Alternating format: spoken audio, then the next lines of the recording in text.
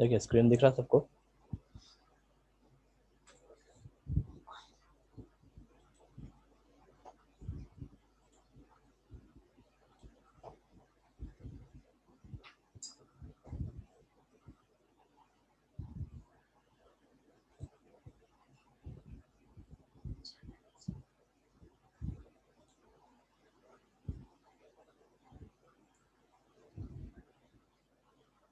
Chemistry का जो video है वो आपको फोल्डर दिखेगा 1221 करके, ठीक है, उसमें दिखेगा फोल्डर एक, ठीक है, उस फोल्डर में आपको दिखेगा।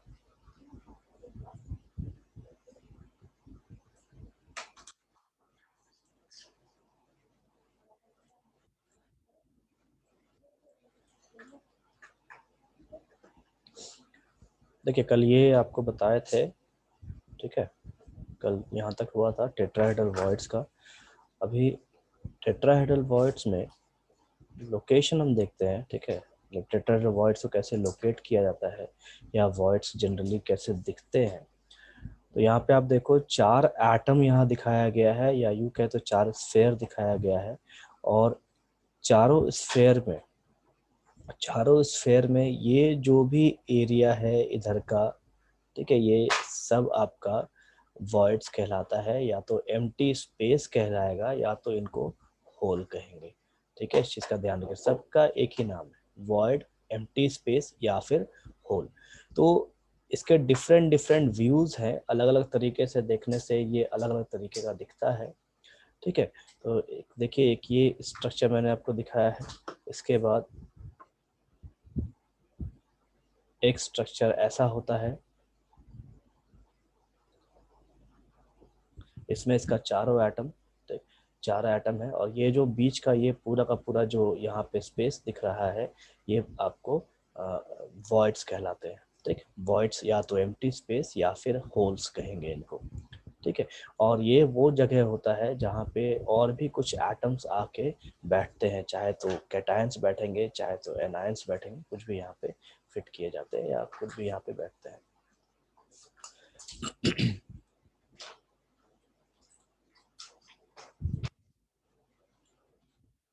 देन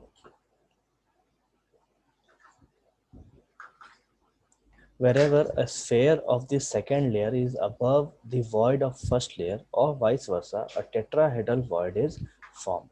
कहने का क्या मतलब है कि अगर एक सर्कल है हमारे पास, ठीक, उसके बाद एक और सर्कल हम बनाते हैं मान लीजिए, फिर एक तीसरा सर्कल देखो यहाँ टच नहीं हुआ है, ठीक है, तीसरा सर्कल बनाते हैं, फिर इस सर्कल के ऊपर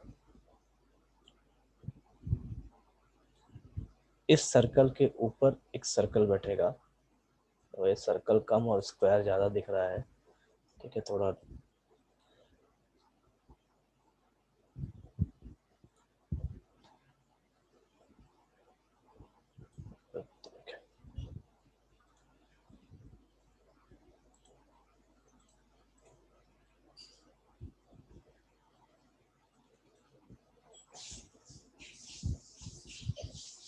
कि एक सर्कल, ये 2 सर्कल, ठीक है, और ये हमारा तीसरा सर्कल। उसके बाद इसके ऊपर एक और सर्कल बिठाएंगे जो इसको इस तरीके से ज्वाइन करता हो, ठीक है। तो ये चौथा सर्कल जब बैठता है इसके ऊपर, और इसके बीच का जो एरिया है, बीच का जो जगह है यहाँ ये वाला, इसको हम कहेंगे वॉइड।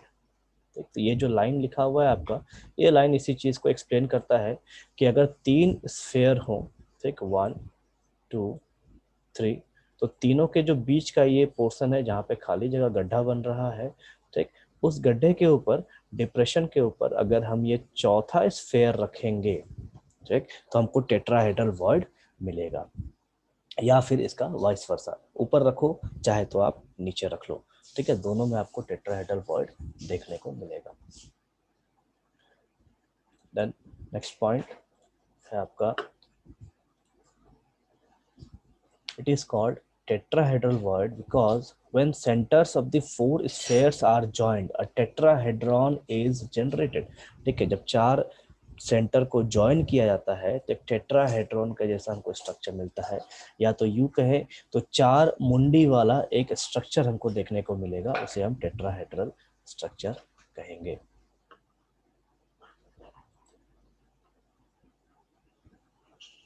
ठीक है, लोकेटिंग टेट्राहेड्रल वॉइड्स। देखिए, लोकेटिंग टेट्राहेड्रल वॉइड्स कहने का मतलब है कि क्यूब्स में टेट्राहेड्रल वॉइड्स कहाँ कहाँ हो सकते हैं, उस चीज को यहाँ पे लोकेटिंग टेट्राहेड्रल वॉइड्स कहा गया है। एक सिंपल सा क्यूब है। अभी क्यूब में देखिए हर कॉर्नर्स पे एटम्स को डाला गया है, या यूं कहे तो हर कॉर्नर्स पे स्फेयर्स को डाला गया है। ठीक, अब एक चीज हमको ध्यान रखना है कि किसी भी क्यूब में जब हम बात कर रहे हैं क्यूब में, तो जब उसके डायगोनल्स को हम जोड़ेंगे, ठीक है, जब हम डायगोनल्स को जोड़ेंगे, चाहे वो डायगोनल्स कहीं से कहीं का भी हो, ये हो गया फेस डायगोनल, उसके बाद इसको हम जोड़े, मान लीजिए ये हो जाएगा बॉडी डायगोनल। ठीक है, ये दो डायगोनल मैं दिखा रहा हूँ, इसी तरीके से बाकी सारे भी बन सकते हैं। 6 फेस है तो 6 फेस डायगोनल बनेंगे और बॉडी डायगोनल्स भी इस तरीके से बनेंगे। ठीक है, अब देखो हर जगह पे, हर कॉर्नर पे एक एटम है, तो एक एटम की वजह से यहाँ पे हमको एक वॉइड देखने को मिलेगा। ठीक है, तो जितने भी डायगोनल्स यहाँ क्रिएट होंगे, हर डायगोनल्स पे हमको दो दो वॉइड देखने को मिलता है। ठीक है, यहाँ पे एक एटम की वजह से एक वॉइड यहाँ दिखेगा, उसी तरीके से एक वर्ड हमको यहाँ दिखेगा, उसी तरीके से एक वर्ड यहाँ दिखेगा, एक वर्ड हमको यहाँ दिखेगा। तो हर एटम के वजह से एक एक वर्ड हमको दिखेगा। तो यहाँ पे एक लाइन लिखते हैं हम लोग कि diagonal represents two tetrahedral words. ठीक है, यहाँ एक लाइन में लिख रहा हूँ जो आपके नोट्स में आना चाहिए। A diagonal represents two tetrahedral voids. ठीक है, इसको हम कहते हैं कि टेट्राहेड्रल वॉइड्स का पोजीशन बताना, कि एक क्यूब में टेट्राहेड्रल वॉइड्स किस किस पोजीशन पे हो सकता है। चलिए इसी चीज को हम वापस से इस स्ट्रक्चर में ऑब्जर्व करेंगे।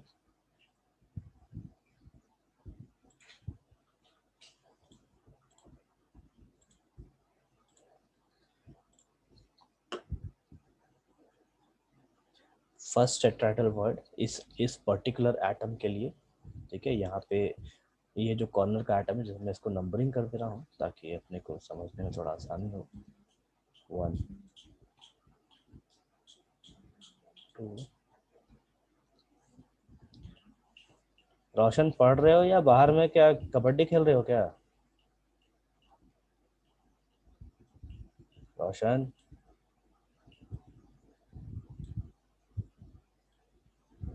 5 6 7 और ये 8। ठीक है, चलिए अब देखते हैं आगे। फर्स्ट टेट्राहेड्रल वॉइड, ये दूसरा टेट्राहेड्रल वॉइड आ गया, ये तीसरा, चौथा, पांचवा, ये सिक्स्थ, सेवेंथ और ये एट्थ। अब आप देखो यहाँ पे हम किसी भी डायगोनल को अगर ज्वाइन करते हैं तो हमको हर जगह पे दो टेट्राहेड्रल वॉइड देखने को मिलेगा। ठीक है, जैसे मैंने पुराने में इससे पहले जो दिखाया था, मान लीजिए ये दो लाइन को अगर मैं ज्वाइन कर दूं, ठीक है, तो यहाँ पे एक टेट्राहेड्रल वॉइड दिखेगा मुझे, एक टेट्राहेड्रल वॉइड दिखेगा ये वाला, इसको मैं कुछ और नंबर से कर देता हूँ। ठीक है, एक ये दिखेगा और सेकंड हमको यहाँ पे ये दिखेगा। ठीक, उसी तरीके से अगर इस जगह पे मान लीजिए इन दोनों को मिलाया जाए, ठीक, तो एटम 1 के लिए हमको ये टेट्राहेड्रल वॉइड दिखेगा और एटम 3 के लिए हमको ये टेट्राहेड्रल वॉइड दिखेगा।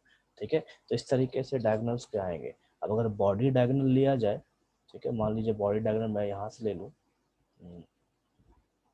7 से लेकर के, मान लो मैं दूसरा कोई लेता हूँ 7 से लेकर के 3 तक का, तो जो 7 है, 7 और 3 के बीच में ये जो 1 है ये एक टेट्राहेड्रल वॉइड होगा, और ये जो B है ये एक टेट्राहेड्रल वॉइड कहलाएगा। ठीक है, तो आप कहीं से भी किसी भी डायगोनल को ज्वाइन करेंगे तो ये आपको 2 टेट्राहेड्रल वॉइड एक डायगोनल पे मिलेगा। और ये जो लाइन है ये काफ़ी इंपॉर्टेंट लाइन है, तो इसे आप अपने नोट्स में पक्का लिखेंगे। मैं इसे स्टार मार्क कर दे रहा हूँ।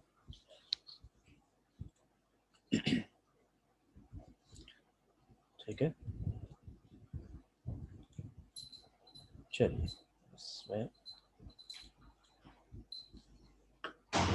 Tetrahedral voids at each corner, हर एक कॉर्नर पे हमको टेट्राहेड्रल वॉइड देखने को मिलता है। ठीक है, तो इस वजह से टोटल टेट्राहेड्रल वॉइड्स कितने हो जाएंगे? 8 tetrahedral voids in A cube.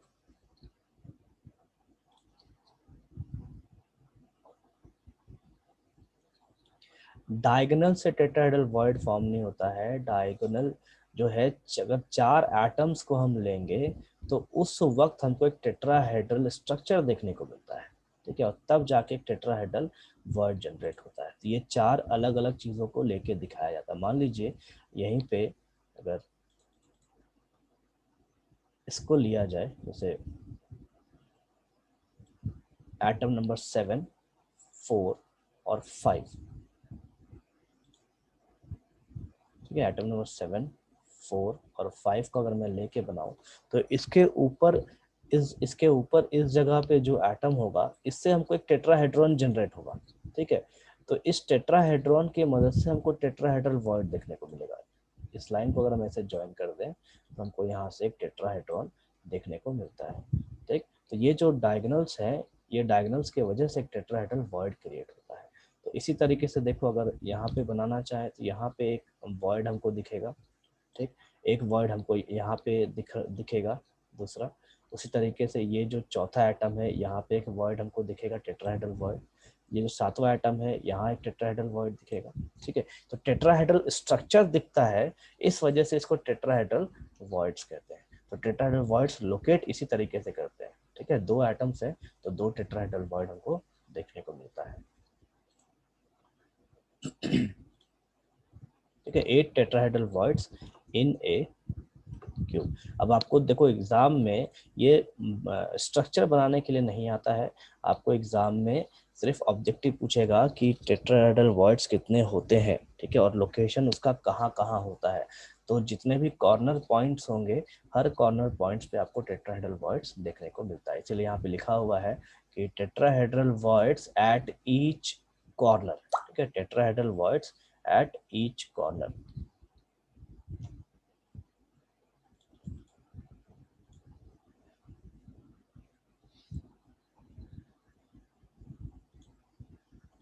इसे देखो एग्जाम्पल दिखा देता हूँ, एक सेकंड में इसको थोड़ा स्टार मार्क कर दे।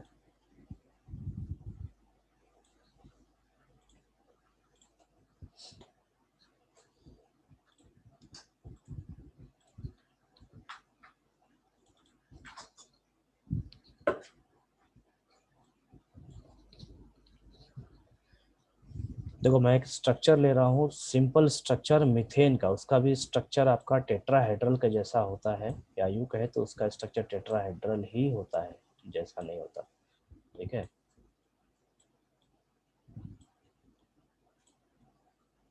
अब इस केस में क्या है, हम क्या करेंगे, इसके सभी पॉइंट्स को ज्वाइन करेंगे इस तरीके से।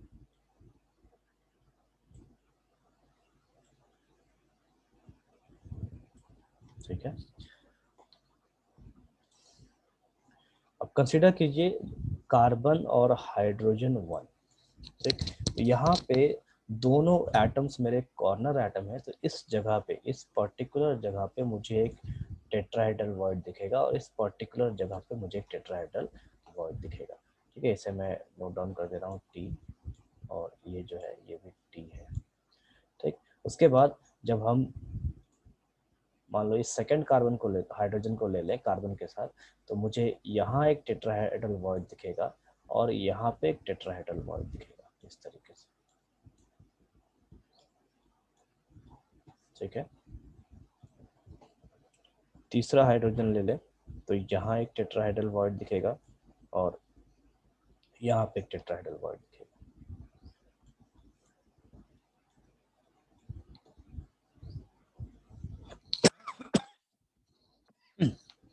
चौथा हाइड्रोजन ले लो आप, तो आपको यहाँ पे एक दिखेगा और इस जगह पे एक टेट्राहेड्रल दिखेगा। ठीक है,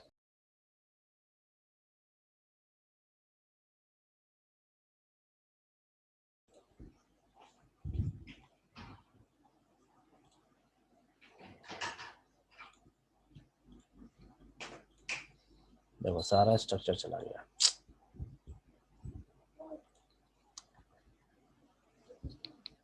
मैं फिर से बना दे रहा हूँ स्ट्रक्चर, ये स्ट्रक्चर आप अपने नोट्स में बना लेंगे ताकि आपको याद रहे।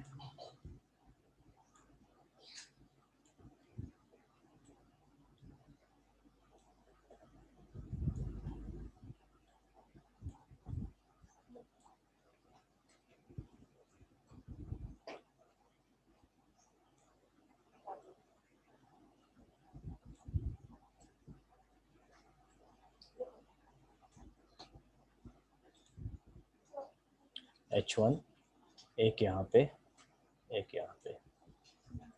ठीक है, मैं अलग अलग कलर से बना दे रहा हूँ,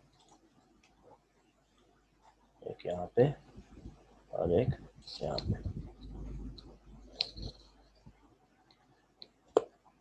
इसके बाद एक यहाँ, एक यहाँ पे, और फिर इस तरीके से आपको टोटल 8 टेट्राहेड्रल वॉइड देखने को मिल गया। ठीक है, देखो वहां पे जो 8 हम देख रहे थे वो हमको यहाँ पे वापस से मिल गया। टी टी टी टी, ये भी टी, यहाँ पे टी, यहाँ पे टी और यहाँ पे भी T.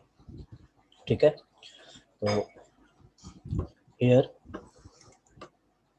T represents tetrahedral word. ठीक है, इस तरीके से टेट्राहेड्रल का हम लोग रिप्रेजेंटेशन करते हैं।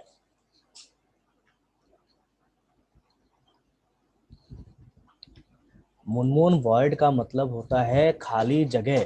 ठीक है, तो इस कार्बन और ये जो H है, जितने भी कार्बन और हाइड्रोजन के बीच का जगह है, यहाँ पे हमको वॉइड देखने को मिलता है, मतलब खाली जगह देखने को मिलता है। अभी मैं यहाँ पे एग्जैक्ट मीथेन लाके आपको नहीं दिखा सकता, थोड़ा सा ऑब्जर्वेशन आपको ध्यान रखना होगा, क्योंकि जब भी दो एटम्स अगर ओवरलैप करते हैं तो उनका ऑर्बिटल ओवरलैप होता है। ठीक है, तो ऑर्बिटल्स के ओवरलैपिंग में कुछ ना कुछ डिस्टेंस होता है। एटम्स में हर जगह पे इलेक्ट्रॉन्स नहीं होता। ठीक, तो एटम्स में काफी जगह हैं जो खाली होते हैं, उन सबको वॉइड्स कहा जाता है।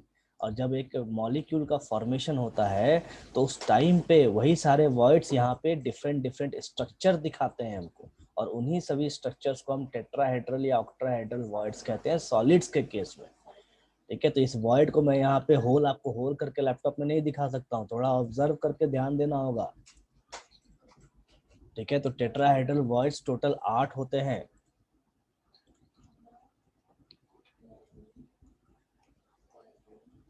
इन total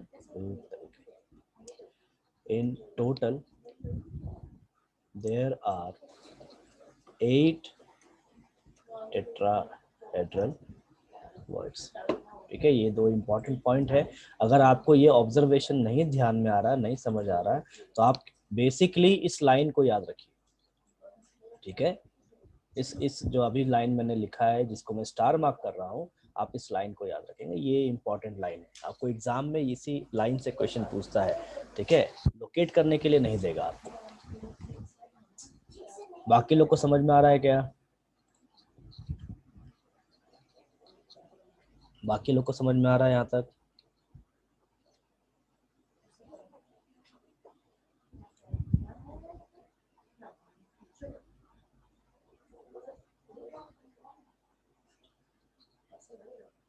देखो कुछ कुछ मैंने पहले ही कहा था, सॉलिड स्टेट जो है वो ऑब्जर्वेशन, और अगर आपको ड्राइंग बनाना अच्छा लगता है तो आपको अच्छा लगेगा पढ़ने में, ठीक है, क्योंकि ये बहुत कुछ है ऑब्जर्वेशन के ऊपर। और अगर ऑब्जर्वेशन में आपको दिक्कत हो रही है तो जो भी पॉइंट्स को या लाइंस को मैं स्टार मार्क कर रहा हूँ, आप उसको बस याद रखिए, वो इम्पोर्टेंट है। प्रियांशु लिख के पूछो क्या पूछ रहे हो।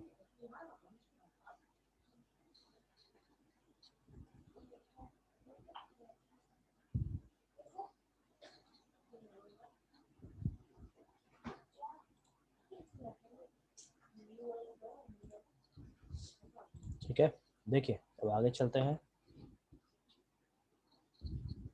देखो ये 3 स्फेयर, वापस से टेट्राहेड्रल वॉइड दिखा रहा हूँ, देखो वापस से जो मैंने बताया था, फिर से यहाँ ड्राइंग्स में देखेंगे हम लोग 3 स्फेयर। एक मिनट, ये हम लोग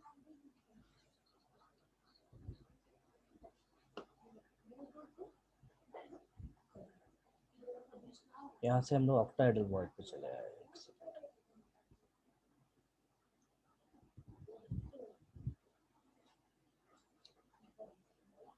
ठीक,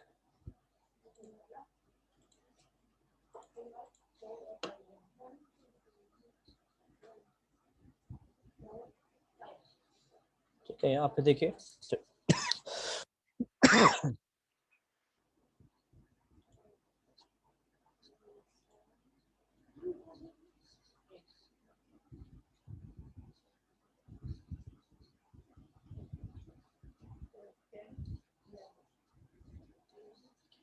प्रियांशु, ऑक्टाहेड्रल मैंने कहाँ बताया आपको कि 8 बन रहा है यहाँ पे। अच्छा 8, 8 टेट्राहेड्रल लिखे हो। हाँ, और क्या पूछ रहे हो आगे।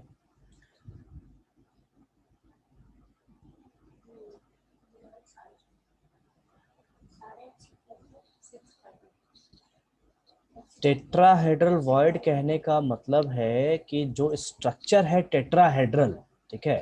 अभी जैसे हम जितने भी स्ट्रक्चर्स पढ़ते हैं ना, आपको देखो पिरामिडल स्ट्रक्चर दिखेगा या क्यूबिकल स्ट्रक्चर दिखेगा, तो हर किसी का नाम के हिसाब से जाता है। जैसे टेट्राहेड्रॉन ज्योमेट्री है, ठीक है, ज्योमेट्री हमारा टेट्राहेड्रल है, तो इस वजह से टेट्राहेड्रल जाता है।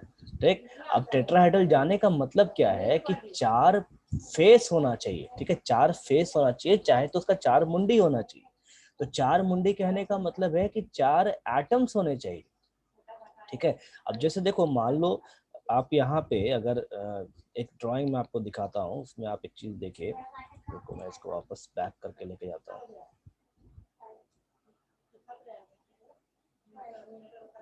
आप इस ड्राइंग को देखो, इस ड्राइंग को आप देखिए, तो इस ड्राइंग में आपको कितने फेसेस दिख रहे हैं, पहले ये बताओ सबको, इस ड्राइंग में कितने फेसेस हैं।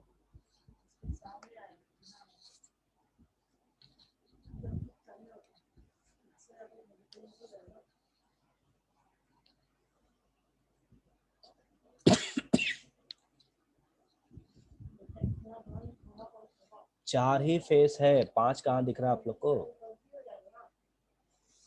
इसमें 4 ही फेस है। आप मीथेन का स्ट्रक्चर बनाओ, मीथेन में आपको कितना फेस मिलेगा, 4 ही फेस मिलेगा। जो लोग 5 लिख रहे हैं उस चीज को देखिए, मैंने अभी स्ट्रक्चर बनाया था मीथेन का, ठीक है, तो मीथेन में यहाँ पे आपको 4 ही फेस देखने को मिलता है। तो 4 फेस जब हमको देखने को मिलता है ना, तो हम उसको कहते हैं टेट्राहेड्रल।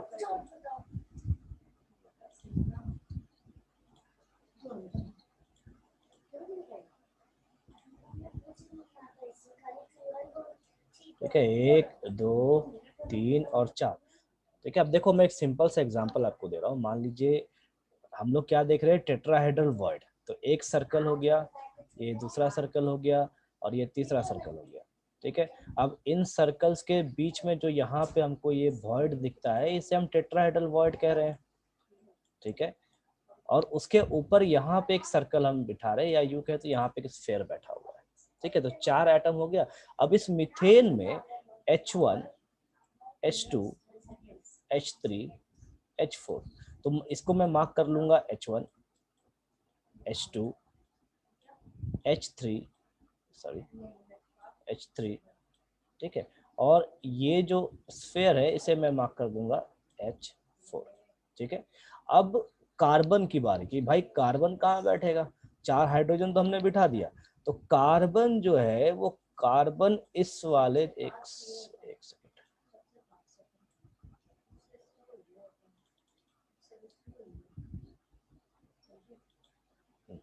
कार्बन जो है वो कार्बन जाएगा तो इस वॉइड में जाएगा, ठीक है। यहाँ पे एक कार्बन आके बैठेगा और तब जाके कार्बन जो है वो चारों हाइड्रोजन्स को टच करेगा, ठीक। तो कार्बन जो है वो उस वॉइड में जाके बैठेगा और उसके बाद यहाँ पे जितने भी खाली जगह बचते हैं सबको हम कहेंगे टेट्राहेड्रल वॉइड, ठीक। इसलिए कहेंगे क्योंकि यहाँ पे टेट्राहेड्रल ज्योमेट्री हमको दिखता है, 4 फेसेस वाला ज्योमेट्री दिखता है, ठीक है।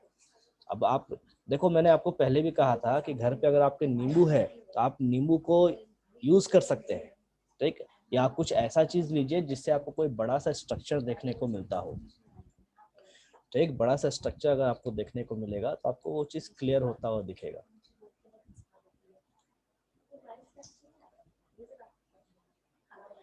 अभी कर रहा है, अभी मत कीजिए।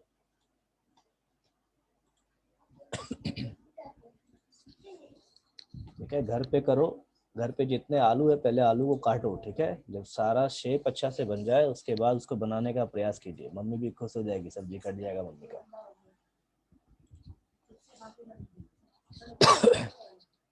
देखो मैं फिर से एक बार आपको दिखा दे रहा हूँ, फिर से एक बार एक्सप्लेन कर दे रहा हूँ, उस चीज को फिर से देख लीजिए, ताकि जैसे देखो थोड़ा बड़ा स्ट्रक्चर बना देते हैं।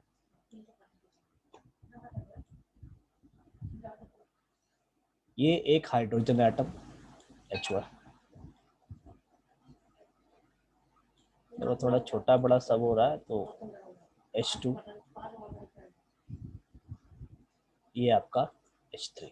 तो आपने घर में अगर नींबू लिया है तो मान लीजिए ये आपका 3 नींबू है, अब आप क्या करो, चौथा नींबू उठाइए और चौथे नींबू को इसके ऊपर रख दीजिए, ठीक है। तो ये हो गया आपका क्या, H4, ठीक। अब H4 यहाँ आप रखोगे, अब हमको क्या करना है, इस मीथेन का कार्बन को बिठाना है। तो कार्बन जो है इसके टेट्राहेड्रल ज्योमेट्री में कैसे बैठता है देख लीजिए, इस तरीके से कार्बन क्या करेगा, इन सभी को इस तरीके से टच करके बैठेगा, ठीक है। ये हो गया हमारा कार्बन,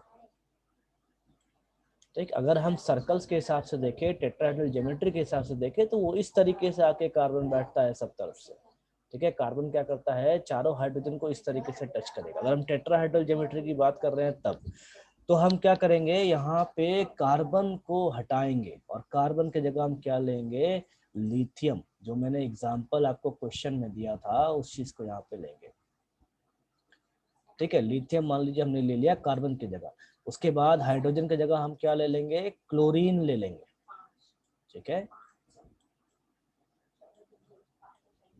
हर जगह हम क्या करेंगे, क्लोरीन को बिठाएंगे।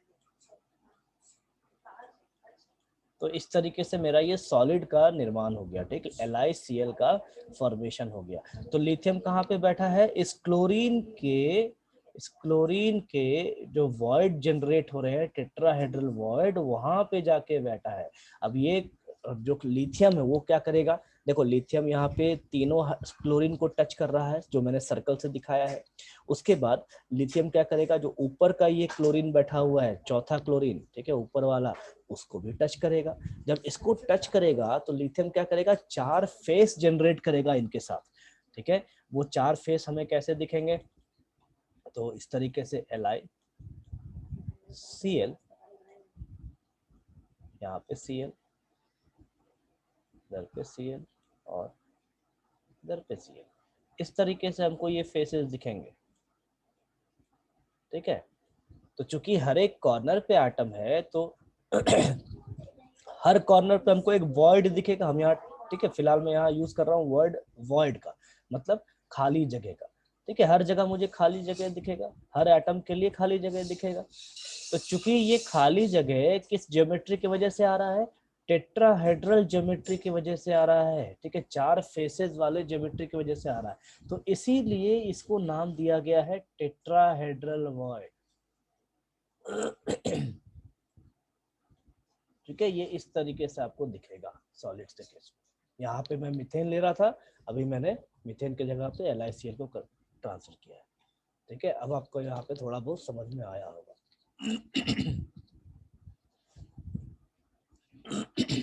क्या अभी क्लियर है या अभी भी बाकी है सबको?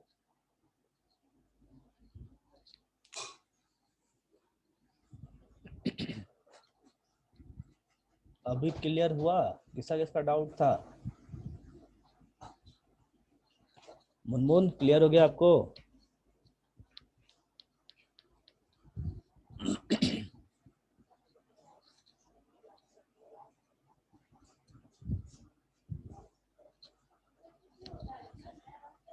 चलो ठीक। अभी भी अगर थोड़ा बहुत डाउट होगा तो आप, जो मैं स्क्रीन शेयर करूंगा आपको, ठीक है, उस स्क्रीन में आप इसको बनाने का प्रयास करो, हाथ से बनाने का प्रयास करोगे ड्राइंग्स को, तो आपको एग्जैक्ट क्लियर हो जाएगा।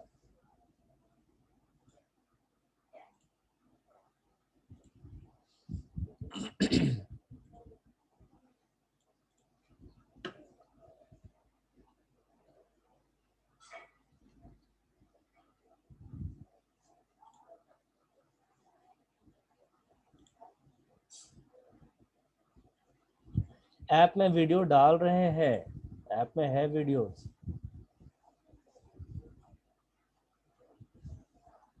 देखो नेक्स्ट है आपका ऑक्टाहेड्रल वॉइड।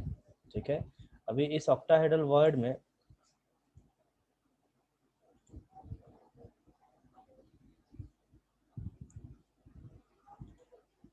मिल नहीं रहा है।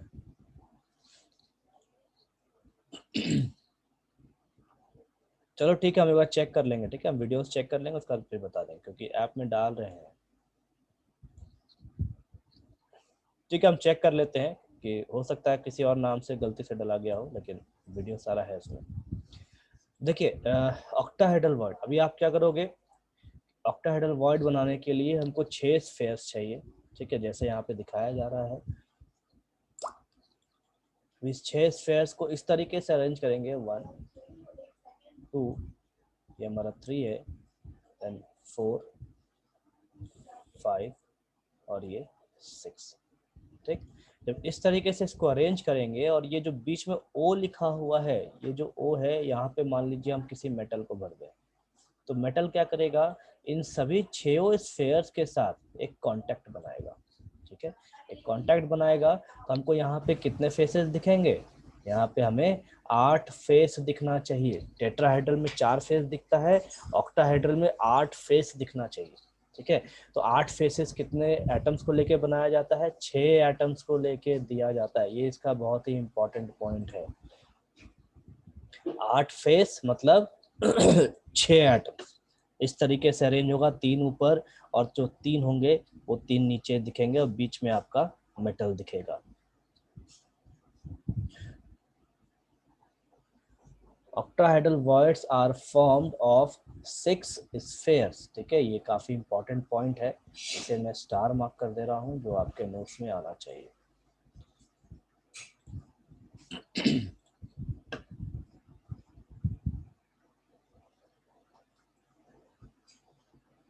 Since the octahedral voids formed between both the layers, they are equal to the number of spheres. ठीक है, इसमें नंबर ऑफ स्फेयर्स जो है वो इक्वल होते हैं। जैसे कल मैंने आपको लिखा था कि जितना एटम्स होगा उतना ही आपका ऑक्टाहेड्रल वॉइड बनेगा, और जितना एटम्स होगा उसका 2 गुना आपका टेट्राहेड्रल वॉइड बनेगा। ठीक है, उसी चीज को यहाँ पे इस पॉइंट में लिखा गया है।